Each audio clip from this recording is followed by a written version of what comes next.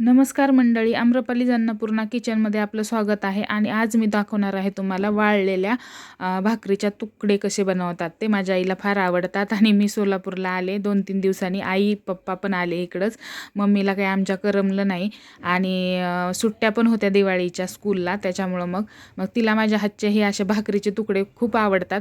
मग म्हटलं चल तुला करून देते मी. आणि मी कांदा टाकलेला आहे, जिरी मोहरी टाकलेली आहे, लाल तिखट, हळदी पावडर आणि कांदा चांगला परतून घेतलेला आहे. आणि ह्या परतलेल्या कांद्यामध्येच आता मी थोडंसं पाणी ओतणार आहे. आणि पाणी छान खळखळ उकडलं की ह्याच्यामध्ये मी घरकुल मसाला टाकलेला आहे आणि खूप छान टेस्ट येते. आणि थोडंसं चवीपुरतं मीठ टाकलेलं आहे. आता वाळलेले भाकरीचे तुकडे उकळलेल्या आदनामध्ये टाकून घ्यायचे आणि छान शिजू द्यायचे. शिजत आल्यानंतर ह्याच्यावर थोडं मोठं मोठं शेंगादाण्याचं कूट टाकायचं. खूप मस्त आणि टेस्टी दह्यासोबत खायला तर लागतात. माझ्या हातचे तर खूपच आवडतात माझ्या आईला, म्हणून मी तिला करून दिले. आणि तुम्हीही घरी नक्की ट्राय करा. तुम्हाला रेसिपी कशी वाटली कमेंट करून सांगा. आणि बऱ्याच ठिकाणी याला उकडा म्हणतात किंवा शेंगाच्या आमटीतल्या तुकडे म्हणतात. आणि आम्ही तर ह्याला तुकडे म्हणतो, शिळ्या भाकरीचे तुकडे. चपातीचे करायचे असेल तर असे न शिजवता न करता मिक्सरमध्ये काढून केलेले छान लागतात. आणि हे बघा, दही आणि तुकडे आम्ही खातो. आणि परत मला ना चिवडा संपला होता थोडासा, म्हणून म्हटलं चला चिवडा करूया.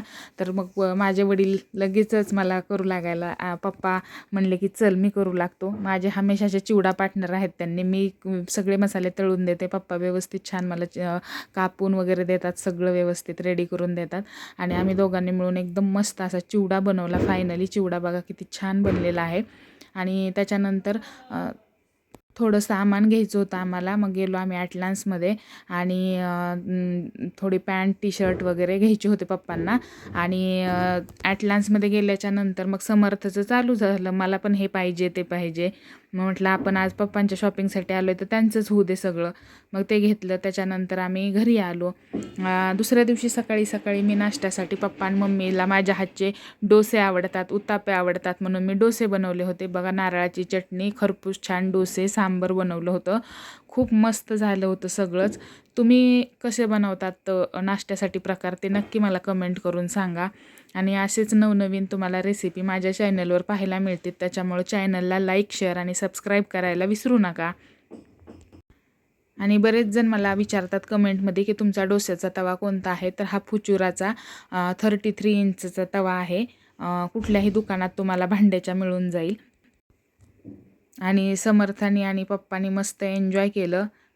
त्याकाळी मग आम्ही ठरवलं की बाहेर जेवायला जाऊया. आणि समर्थाची पण खूप इच्छा होती की मम्मीला घेऊन हॉटेलला जेवायला जायचं. मग आम्ही सोलापूरमध्ये अजिंक्य हॉटेलला जेवायला गेलो आणि खूप मस्त जेवण भेटलं तिथं.